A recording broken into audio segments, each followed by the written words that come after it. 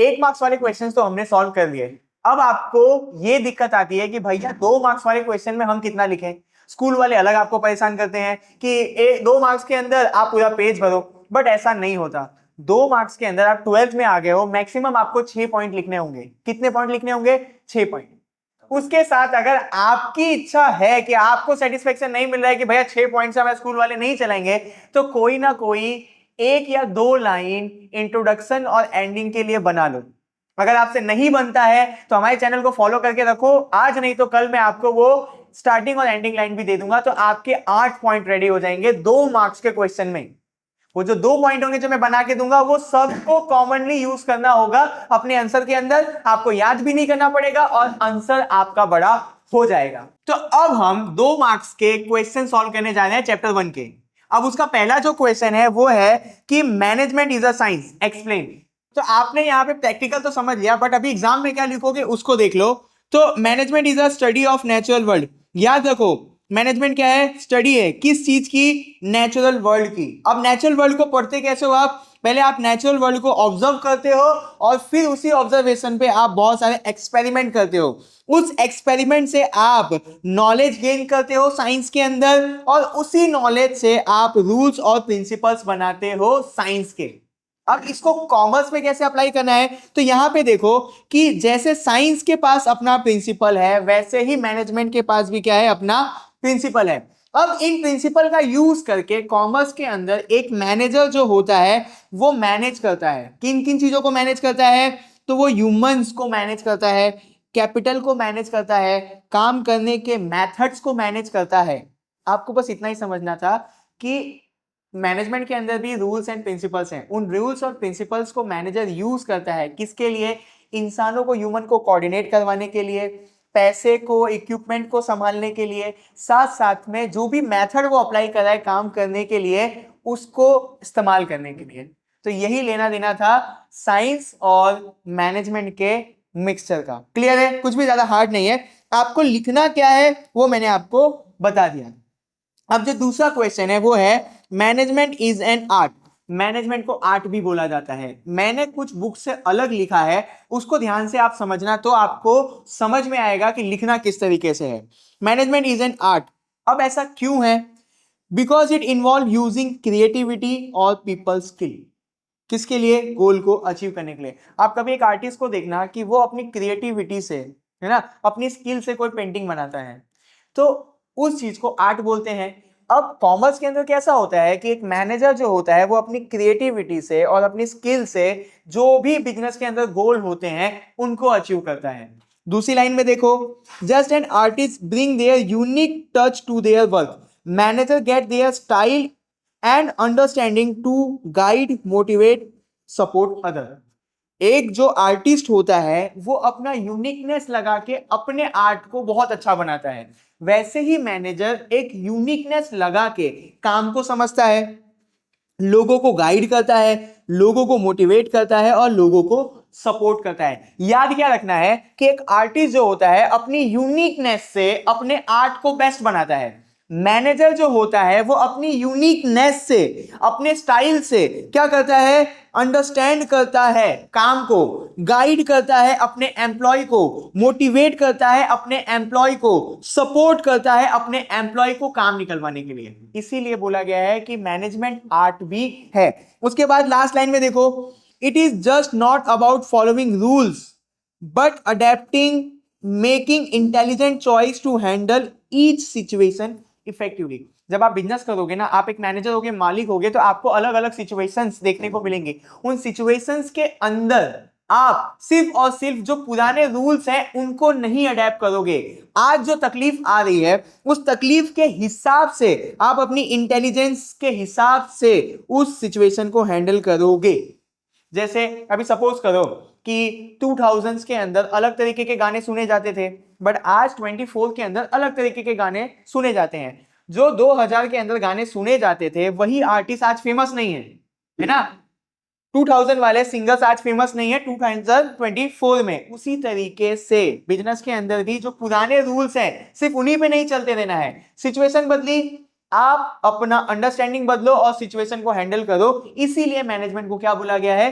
8 बोला गया है। मैं जानता हूं कि ये जो जो क्वेश्चन मैंने आपको समझाया वो थोड़ा सा अंदर डीप में चला गया हूं और आप बोर हो रहे होगे। एक झापड़ मारूंगा ना, चुपचाप एग्जाम आ रही है तैयारी करो, बोर हो गए हैं बड़े, हट। अब देखो जो तीसरा सवाल है, who is included in the top level management. इसको समझने के लिए आसानी से यहाँ पे मैंने तीसरी लाइन में लिखा हुआ है कि top level management include board of director, general manager, managing director and chief executive officer. ये सारे लोग आपके टॉप लेवल मैनेजमेंट में आते हैं। मेन आपका आंसर यही है, बट आपको आंसर को बड़ा करना है, इसीलिए मैंने 2-4 लाइन एक्स्ट्रा लिख के रखी हुई है कि top level management is the supreme authority management of the enterprise. किसी भी बिजनेस का ये लोग सुप्रीम ऑथोरिटी होते हैं, सबसे बड़ी ऑथोरिटी टॉप लेवल मैनेजमेंट के पास ही होती है। Top level management is also known as higher level management. Top level management का दूसरा नाम क्या है? Higher level management. आसान सी चीजें लिखी हुई है, इसलिए मैं डीप में समझा नहीं रहा हूं। लास्ट लाइन में देखो, this are included in the high level management. देखो ये जो लाइन लिखी हुई है आपके आंसर को बड़ा करने के लिए लिखा हुआ है, तो आपको लिखना पड़ेगा। चौथा क्वेश्चन क्या है? How does management benefit the society. एक मैनेजमेंट, एक बिजनेस कैसे सोसाइटी को बेनिफिट दे सकता है, ये आपके सामने सवाल है। अब यहां पे पढ़ते हैं, every business is a part of a society. आप कोई भी बिजनेस कर रहे हो, समाज से ही उठ के आते हो और आप उसी समाज के लिए बिजनेस करते हो। आगे पढ़ते हैं, management benefit society in many ways. Management society को बहुत तरीके से हेल्प करती है। अब कैसे कैसे? इंप्रूविंग एफिशिएंसी, समाज के अंदर लोगों की एफिशिएंसी को बढ़ाता है। दूसरा, क्रिएटिंग अपॉर्चुनिटीज, मतलब कि लोगों को जॉब देता है। तीसरा, improving quality of life. Suppose करो पहले आप हाथ से चप्पल को सिलते थे तो वो मजबूत नहीं होता था, आज मशीनों से अच्छी तरीके से चप्पल को बनाया जा रहा है। उन चप्पलों को जब आप पहनते हो तो आपके पांव में चोट नहीं लगता है, तो इससे आपकी जीने की क्वालिटी भी बढ़ी। तो बिजनेस आपको, मैनेजमेंट आपको 3-4 तरीके से हेल्प कर रहा है जो आपकी बुक में लिखा हुआ है। पहला क्या है? वो इंप्रूव करता है सोसाइटी की एफिशिएंसी को। दूसरा क्या है? अपॉर्चुनिटी क्रिएट करता है सोसाइटी के अंदर, लोगों को काम मिलता है। तीसरा क्या है? कि लोगों की लाइफ की क्वालिटी को भी इंक्रीज करता है। ये 3 आंसर हैं जिनको आपको याद रखना होगा। वीडियो को पॉज करो, ये 3 चीजों को वापस से बोलो, अपने दिमाग में फिट कर लो, फिर आगे का वीडियो देखना। अब तीसरी लाइन में क्या लिखा हुआ है? बिजनेस यूनिट प्रोड्यूस गुड्स और सर्विस एट लो कॉस्ट। देखो सबसे बड़ी हेल्प यही होगी एक कस्टमर को कि आप कोई भी प्रोडक्ट बनाओ, उसकी जो कीमत है उसको कम रखो। ड्यू टू दिस गुड्स और service would sold at reasonable price resulting in the welfare of the society. देखो जब मैनेजमेंट को और बिजनेस को भलाई करने के लिए बोला जाए तो इसका मतलब ये नहीं है कि आप जितना भी प्रॉफिट बनाओ एज बिजनेसमैन जाके सोसाइटी को बांट के आओ। ये तरीका नहीं होता सोसाइटी का वेलफेयर करने का। अगर एक बिजनेस को, एक मैनेजमेंट को सोसाइटी का वेलफेयर करना है तो उनको सबसे पहले ये ध्यान में रखना है कि जो भी प्रोडक्ट और सर्विस वो बना रहे हैं उनको वो लो प्राइस में रखे और अच्छी क्वालिटी का बनाए, यानी सस्ते में अच्छी क्वालिटी का प्रोडक्ट देना सोसाइटी को। यही वेलफेयर होता है सोसाइटी के लिए, एक मैनेजमेंट के द्वारा और एक बिजनेस के द्वारा। तो यहाँ पे ये वाला आंसर भी खत्म हो गया। देखो जिनको भी बोर मार रहा है ना, तो तुम लायक ही नहीं हो पढ़ने के।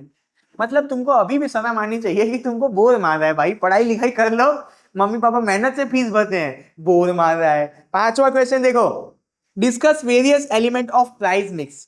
प्राइस मिक्स के आपको अलग अलग एलिमेंट्स बताने हैं। क्लियर है? अगर सीधी सी भाषा में बताऊं तो प्राइस मिक्स कैसे बनता है ये आपका क्वेश्चन है। द प्राइस ऑफ गुड्स और service is decided consider various element. Price mix मतलब क्या है कि किन किन चीजों के ऊपर से आप प्राइस का डिसीजन लेते हो, मतलब कि क्या क्या मिलके एक प्रोडक्ट का प्राइस डिसाइड होता है, वो आप पढ़ने जा रहे हो। उसी क्वेश्चन को बोला गया कि आपको बताना है कि प्राइस मिक्स क्या होता है।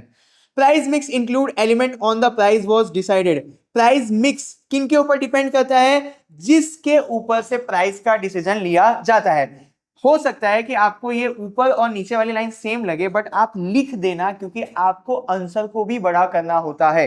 तीसरी लाइन देखो, price mix include sale policy, credit policy, policy regarding discount, wholesale, retail sales, commission of mediator among their things. देखो एक प्रोडक्ट का प्राइस कैसे डिसाइड किया जाता है? आप किस तरीके से बेचने वाले हो, मतलब कि आपकी सेल्स पॉलिसी क्या है, आप क्या उधारी पे बेचने वाले हो अपने प्रोडक्ट को या उधारी पे सामान लेके आए हो, आपकी credit policy, policy regarding discount, आप कितना डिस्काउंट दोगे प्रोडक्ट के ऊपर, उस हिसाब से भी प्राइस को डिसाइड किया जाता है। आप क्या अपने प्रोडक्ट को होलसेल में बेच रहे हो तो उस हिसाब से प्राइस डिसाइड किया जाएगा। क्या आप रिटेल में प्रोडक्ट को बेच रहे हो उस हिसाब से प्राइस को डिसाइड किया जाएगा। किसी भी प्रोडक्ट का प्राइस कुछ चीजों पर डिपेंड करता है, उसको मेरे साथ याद कर लो। पहला sales policy, credit policy, discount policy, और लास्ट में जो है वो कि आप होलसेल में बेचोगे अपने प्रोडक्ट को कि रिटेल में बेचोगे। अब इन्हीं सारी चीजों को मिला दोगे तो आपका क्या बनता है, प्राइस मिक्स, है ना। प्राइस मिक्स के बारे में आपको पूछा जाए बोर्ड में, या ये पूछा जाए कि किसी भी प्रोडक्ट का प्राइस कैसे रखा जाता है, तो आपको क्या क्या चीजों को, क्या क्या एलिमेंट को ध्यान रखना है। सेल्स पॉलिसी क्या है, क्रेडिट पॉलिसी क्या है, डिस्काउंट पॉलिसी क्या है, कि आप प्रोडक्ट को रिटेल में बेचना चाहते हो या होलसेल में बेचना चाहते हो, बात खत्म। यही आपका मेन आंसर है। लास्ट में क्या लिखा हुआ है, based on this price is considered. यहाँ पे जो भी चीजें लिखी हुई है वो आपके आंसर को बड़ा करने के लिए लिखी हुई है, क्योंकि आपको 2 मार्क्स में पूछा गया है। बाकी मेन आंसर जो था मैंने आपको वो याद करवा दिया है। आराम से एनर्जी के साथ बैठो, लास्ट क्वेश्चन ही बचा है, सबको आलस आने लगता है। What is coordination. कोऑर्डिनेशन क्या है उसको समझने के लिए हम तीसरी लाइन को देखते हैं कि coordination means bringing unity and agreement among various business department in action and opinion. सीधी सी भाषा में आपको समझाता हूं कि एक बिजनेस के अंदर अलग अलग डिपार्टमेंट्स होते हैं, उन डिपार्टमेंट के अंदर एकता होनी चाहिए और एग्रीमेंट होना चाहिए किसी भी ओपिनियन और किसी भी आइडिया के ऊपर। सपोज करो हम सबको इस साल 10 करोड़ रुपए की सेल्स करनी है, तो purchase department, sales department, marketing department, ये सारे लोग इस बात पे एग्री करते हो, इसी को बोला जाता है कोऑर्डिनेशन। कि बिजनेस के अंदर जितने भी डिपार्टमेंट है उनके अंदर यूनिटी होनी चाहिए और एग्रीमेंट होना चाहिए। किन के ऊपर, कोई भी आप एक्शन लेने वाले हो, कोई भी आप ओपिनियन दे रहे हो, ये सारी चीजों के अंदर यूनिटी और एग्रीमेंट होना चाहिए। हो गया आपका कोऑर्डिनेशन बिजनेस के अंदर। अब आगे पीछे की लाइन देख लेते हैं क्योंकि आंसर को भी बड़ा करना है। तो पहली लाइन में क्या लिखा हुआ है, coordination is required in every stage of management. अरे भाई एकता सब जगह चाहिए बिजनेस के अंदर, वही लिखा हुआ है। From starting planning to ending controlling coordination is required. मतलब आप बिजनेस यहां से चालू करो, बिजनेस यहां पे खत्म करो। प्लानिंग करोगे तो शुरुआत हो गया, कंट्रोलिंग करोगे तो मैनेजमेंट का लास्ट प्रोसेस हो गया। प्लानिंग से लेके कोऑर्डिनेशन तक सब जगह कोऑर्डिनेशन होना चाहिए, यानी यूनिटी और एग्रीमेंट सारे डिपार्टमेंट के अंदर होनी चाहिए। वही बात यहां पे लिखी हुई है। लास्ट में देखो, due to coordination the accomplishment of objective become easy. अभी मेरी बात को समझना, आप लोगों को कहीं घूमने जाना है, आप टोटल 5 दोस्त हो, 5 में से 3 दोस्त माने, 2 दोस्त नहीं माने, मतलब आप जो प्लानिंग कर रहे हो, जो एक्शन लेने वाले हो, उसके अंदर कोऑर्डिनेशन नहीं है, क्योंकि 2 लोग जो है वो एग्री नहीं कर रहे हैं और उनके अंदर यूनिटी नहीं है, तो आपका घूमने जाने का गोल अचीव नहीं होगा। तो लास्ट लाइन में यही लिखा हुआ है कि अगर आपके बिजनेस के अंदर कोऑर्डिनेशन नहीं है तो आप कोई भी गोल को अचीव नहीं कर पाओगे। अब कहीं पे भी आपको जाना है तो चले जाओ, बोर होना है तो जाके बोर हो जाओ, मेरे को कोई लेना देना नहीं है। अगर आपको कोई भी डाउट है इस टॉपिक के रिलेटेड तो मुझे कमेंट करना, मैं इससे भी आसान तरीके से समझाऊंगा। बट भाई विनती कर रहा हूं, पढ़ लेना, एग्जाम आने वाली है ना। हाँ, मैं बोल रहा था ना कि आपने क्या बोला कि बोल मार रहा है, पढ़ो, माँ बाप को